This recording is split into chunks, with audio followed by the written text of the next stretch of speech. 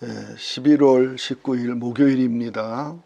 역대하 16장 1절에서 14절까지 봅니다.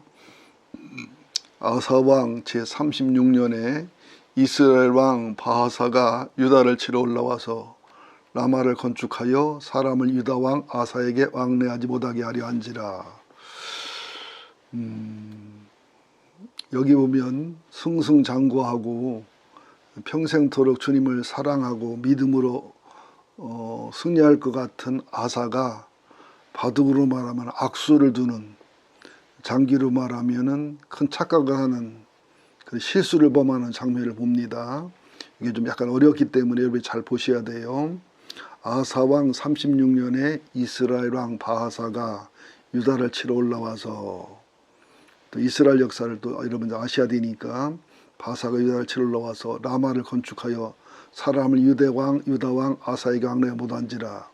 이게 왜 아사가 신경질적으로 반응을 하고 실수를 했느냐면, 라마면은 예루살렘의 북쪽으로 8km 지역이기 때문에 거기를 막아놓으면 거의 대부분 남왕국 유다에서 북왕국 이스라엘 올라간 사람 없어요.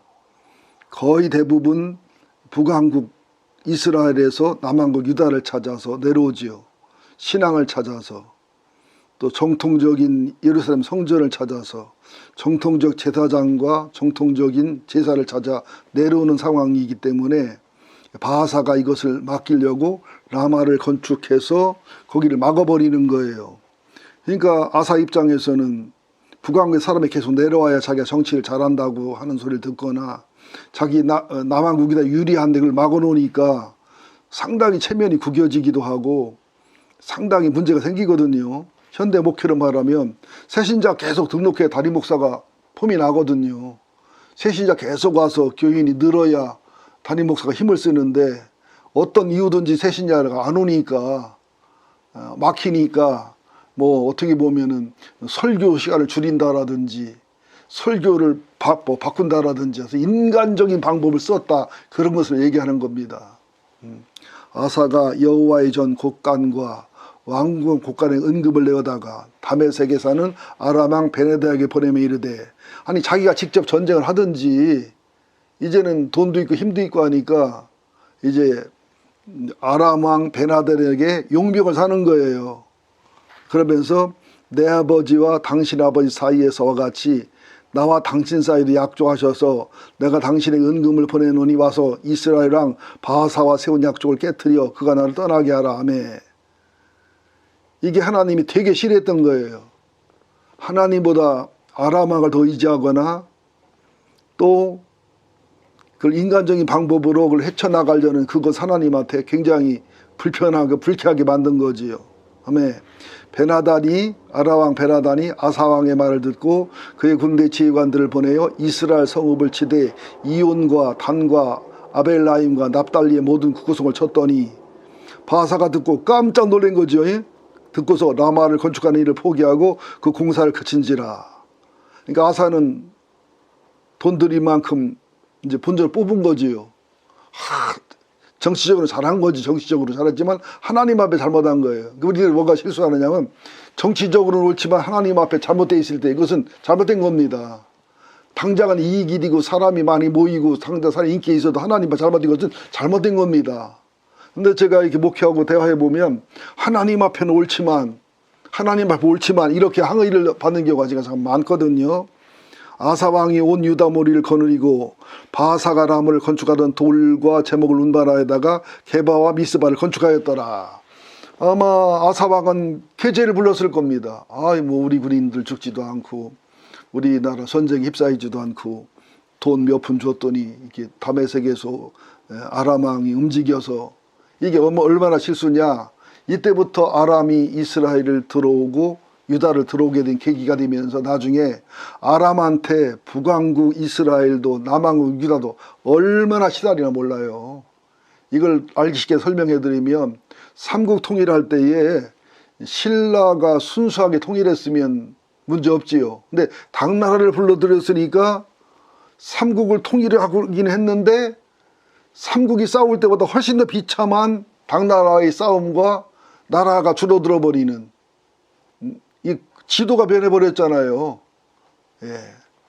그리고 또 우리나라가 임진왜란한테도 명나라 의지했다가 명나라 덕분에 이기긴 했지만 그 대가를 치른 것이 얼마나 크냐는 것이지요.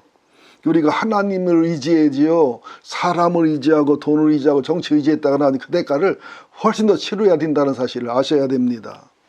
하나님의 책망과 아사의 불순종이 나오죠. 7절 이제 하나님이 책망합니다.